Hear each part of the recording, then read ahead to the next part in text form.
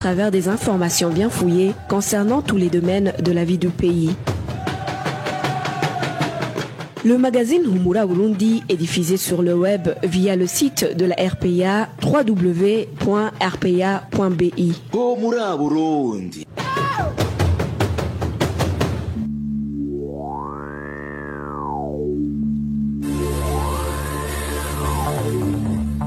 À la présentation, Josiane Mouzaneza. Fabrice Ndimurukundu assure la mise en onde et Steve Nyungekuit à la prise d'image. Bonsoir amis fidèles de la RPA, bienvenue au magazine Humura Burundi de ce vendredi 13 novembre 2020, dont voici les principales articulations.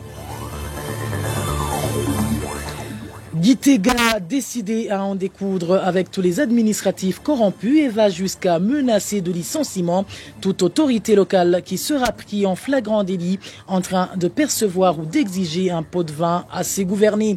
C'est du moins la déclaration faite ce jeudi par le ministre de l'Intérieur et de la Sécurité publique lors d'une rencontre avec les administratifs de Gitega.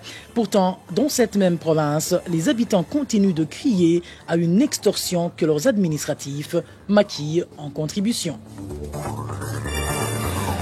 Un groupe de brigands lourdement armés a volé ce mardi les objets de valeur au domicile de l'ancien gouverneur de la Banque centrale. Parmi les objets volés figurent des dizaines de lingots d'or. Vous le suivrez dans ce magazine. Dans ce magazine, nous vous parlerons également de la contribution du secteur industriel burundais qui est quasi inexistante, du moins selon le président de l'association des industriels du Burundi qui promet d'œuvrer pour la promotion de ce secteur dans tout le pays. Voilà pour le sommaire. Dans quelques poussières de secondes, le développement de ces titres.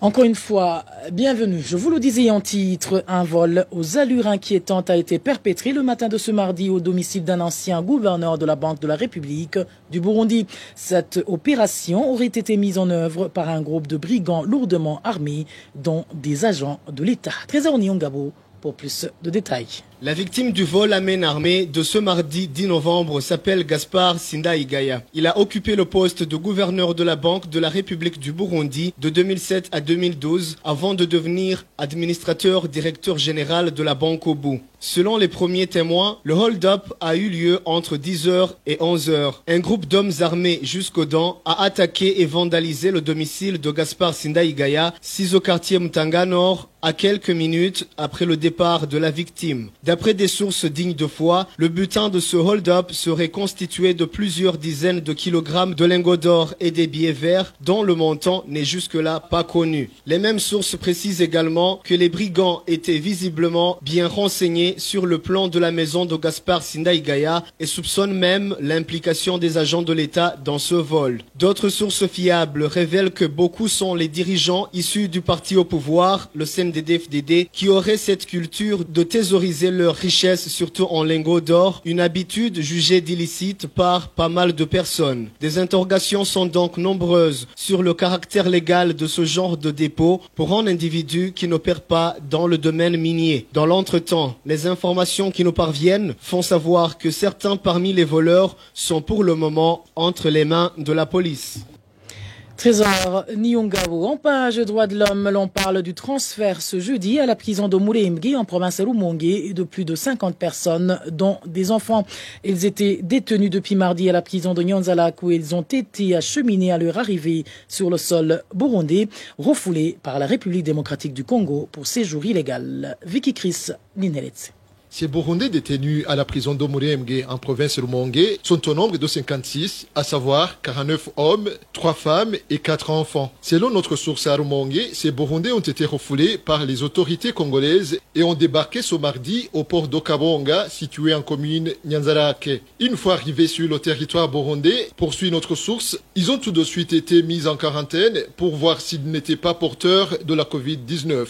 Ils ont par après été interrogés par les officiers de la police judiciaire sur leur probable appartenance au groupe rebelle, puis conduits au cachot de la police de Makamba. Nos sources à Rumongue font savoir que ces Burundais ont séjourné dans le Dikacho jusqu'au matin de ce jeudi avant d'être transférés à la prison de Muremge. Accusés d'être des irréguliers, tous les 56 travaillaient comme tâcherons en République démocratique du Congo et sont originaires des provinces de Rumongue et Makamba, plus précisément en commune Nyanzarak, Kayogoro, Rumongue, Burambi, Buyengero et Muhuta. Contacté à ce propos, le prénommé Emmanuel, responsable provincial de la police à Makamba, s'est refusé à tout commentaire. Merci à toi Vicky Chris.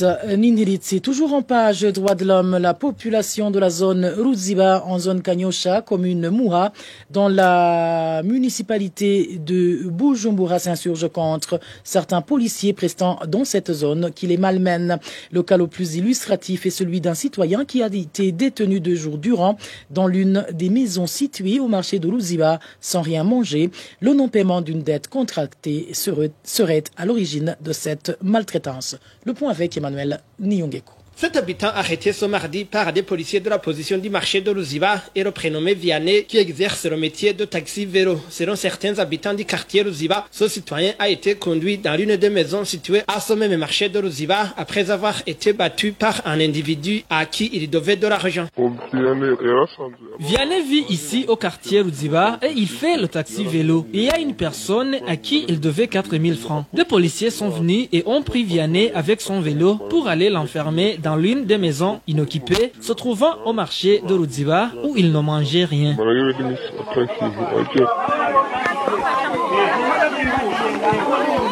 C'était donc ce jeudi lorsque les habitants du quartier Ruziba étaient venus pour demander la libération de leurs collègues qui commençaient à agoniser à cause de la faim. Ces mêmes habitants ont ensuite exigé que ce citoyen soit d'abord transféré au centre de santé. Nous avons constaté qu'il allait mourir de faim, même si ces policiers disaient qu'il souffrait d'une autre maladie. Or, cela est dû au fait que ces policiers n'ont pas suivi sa situation. En plus, nous ne savions pas qu'il y a des cachots dans ce marché. La population a exigé à la police de le conduire au centre de santé et il est pour le moment au centre de santé de Ruziba. La population accuse les policiers prestant à la position située au marché de Ruziba d'arrêter injustement des gens qui sont ensuite libérés moyennant des pots de vin. Contacté à ce propos, Devote Ndaïsenga, administrateur de la commune Mouha, nous a signifié qu'il n'était pas au courant de la situation et a promis de mener des enquêtes. Emmanuel Nyongekou, et comme vous l'avez compris, il s'agit plutôt de la population du quartier Ruziba et non celle de la zone Ruziba. Une courte pause et nous abordons la page gouvernance de ce magazine.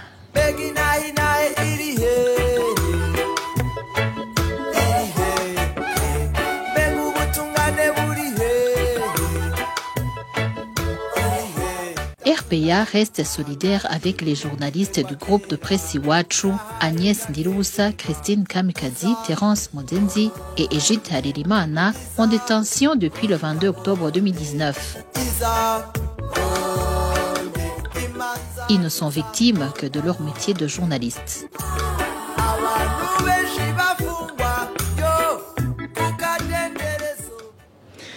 Désormais, quiconque exigera un pot de vin à la population pour lui rendre service sera limogé de ses fonctions. C'est en substance les propos du ministre de l'Intérieur et de la Sécurité publique. Dans une réunion tenue ce jeudi à Gitega avec les administratifs, cette autorité a fait savoir que son gouvernement était décidé à réprimer la corruption sur tout le territoire national. Walter Cuisera a suivi pour nous son reportage.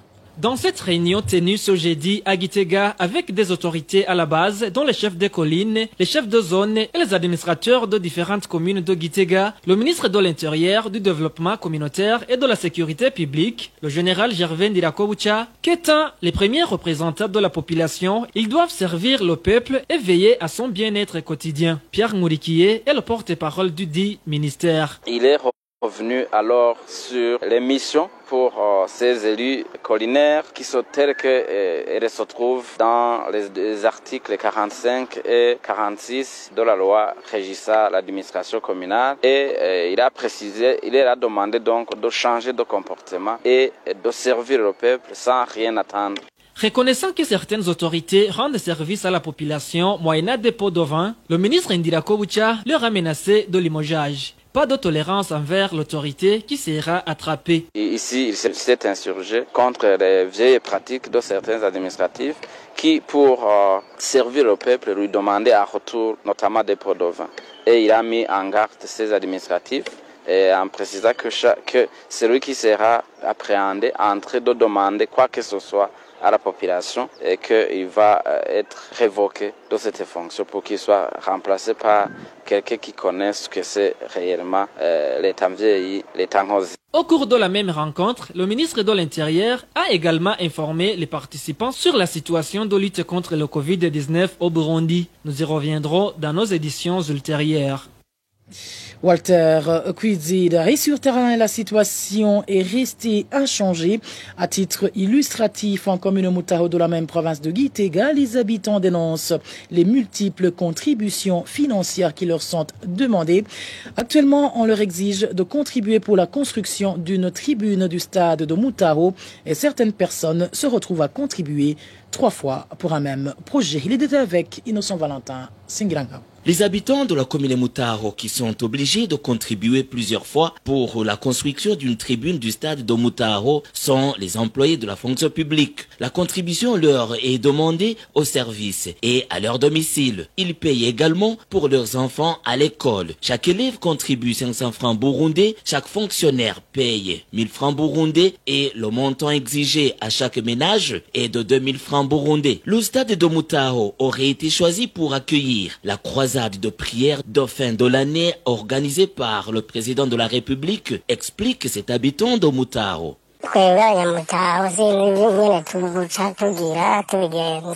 Nous, habitants de Mutao, nous sommes fatigués par ces multiples contributions. Certains nous exigent de contribuer 2000 francs burundais pour la construction de la tribune du stade qui servira de la prière de croisade du président de la République.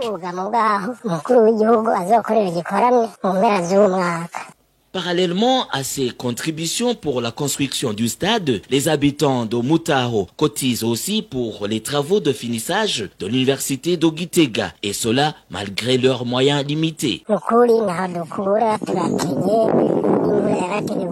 Franchement, nos moyens sont très limités. Nous souffrons même pour avoir la ration journalière. Ils nous obligent aussi de contribuer pour la construction de l'université alors que nos moyens sont minimes. Ils disent que l'initiateur du projet, Rufikiri, est parti et que l'on doit payer pour le finissage.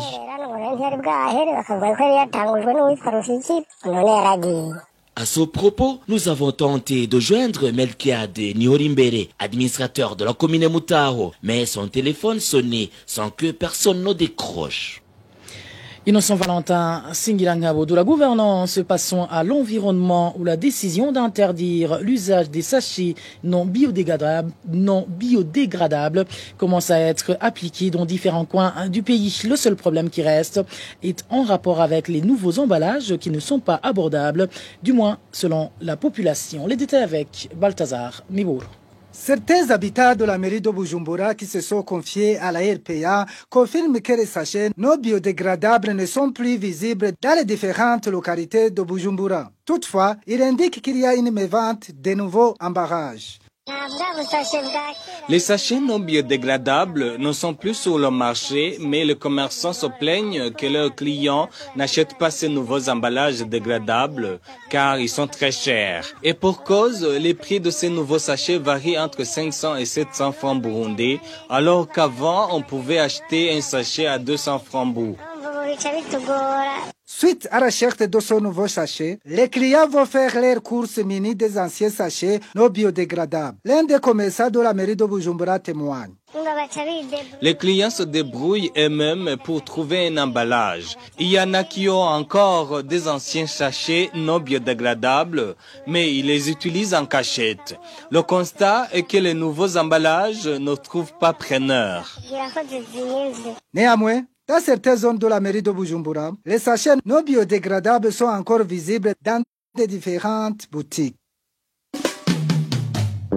Retrouvez les différentes productions de la RPA sur Facebook, YouTube, Twitter et sur www.rpa.bi. Parlons à présent éducation où 455 lauréats de l'examen d'État édition 2019-2020 n'ont pas été orientés à l'Université nationale, faute de facultés qui correspondent à leur formation au secondaire. Au cours de la conférence de presse tenue ce vendredi pour annoncer les orientations de cette année, le recteur de l'Université du Burundi a expliqué que ces enfants n'ont d'autre choix que de se faire inscrire dans des universités privées pour suivre la formation universitaire. Suivez François Havyarimana, le recteur de l'Université du Burundi. Sur un total de 5052 lauréats de l'examen d'État édition 2019 qui se sont fait inscrire pour l'orientation, 4597 ont été orientés de la manière suivante. Premièrement, 3507 ont été orientés dans les filières qu'ils ont eux-mêmes choisies, soit tantôt de 76,29%. Deuxièmement, 1090 ont été orientés dans les filières qu'ils n'ont pas choisies, soit tantôt de 23,71%. Malheureusement, 455 candidats n'ont pas été orientés pour les raisons suivantes. 1. La capacité d'accueil et d'encadrement largement dépassée pour les filières très sollicitées. 2. Le manque de correspondance entre les sections suivies au poste fondamental et les filières organisées à l'Université du Burundi. Vous comprenez que l'harmonisation des filières au poste fondamental et à l'Université du Burundi constitue un des défis majeurs. À ce niveau, on espère que ce problème trouvera bientôt une solution car les deux paliers de formation se trouvent actuellement dans un même ministère. Donc, ils ne sont pas totalement abandonnés. Il y a une autre voie, c'est de chercher des places pour ceux qui le peuvent, bien sûr, dans les universités privées. Et en page économie, l'Association des industriels du Burundi, AIB en sigle, compte travailler pour la promotion de ce secteur dans tout le pays. Dans son allocution annonçant un salon industriel prévu du 17 au 19 novembre courant à l'Hôtel Club du Lac Tanganyika, Olivier Sougourou, président de l'AIB, a révélé que ce secteur n'emploie que 2% de la population burundaise, alors que le sous-sol burundais regorge de beaucoup de richesses.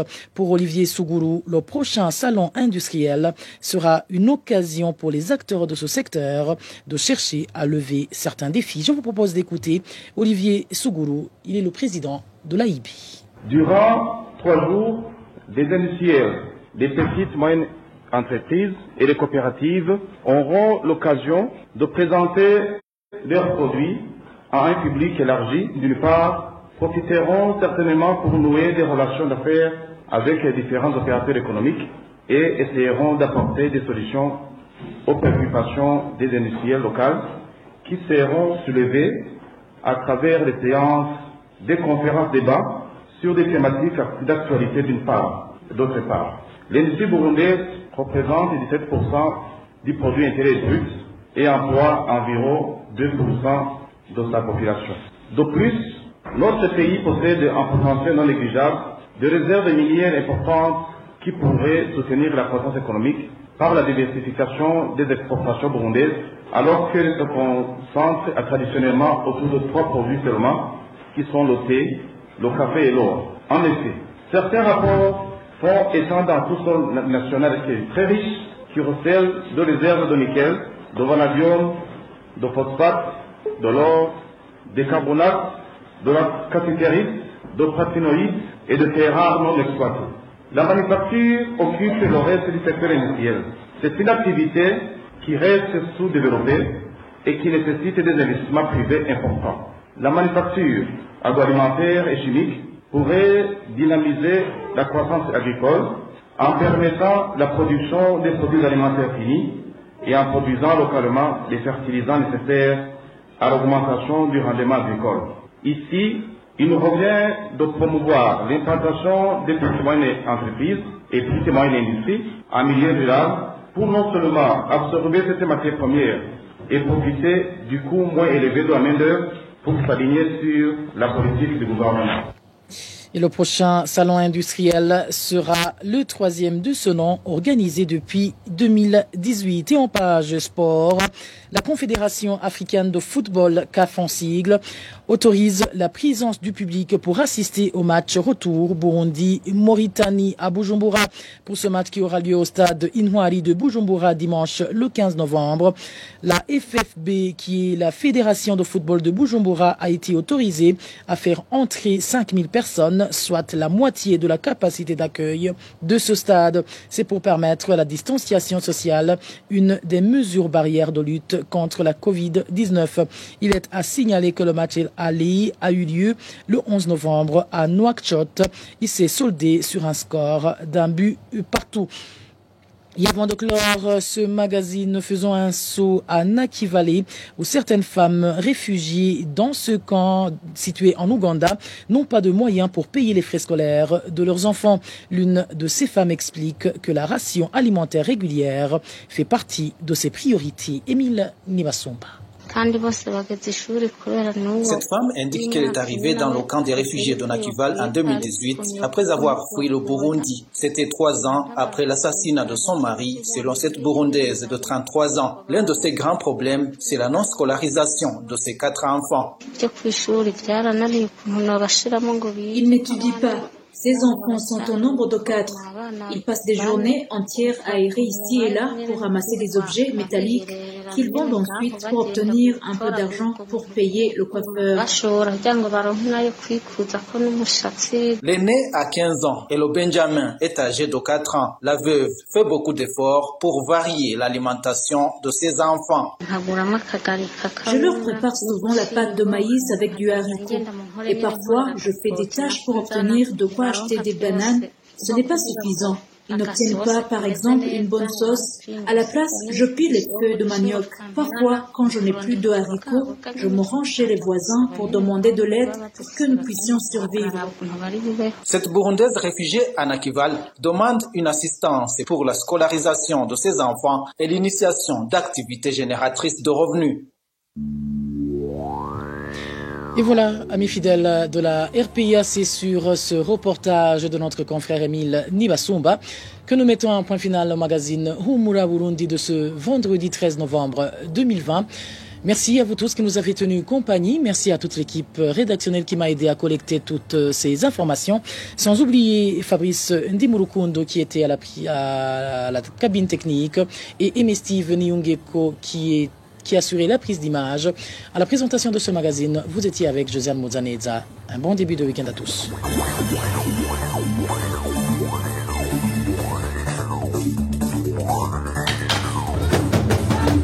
C'était le magazine Humura Burundi. Un magazine campant pour relier les Burundais en exil, et ce toujours au pays, à travers une information de qualité.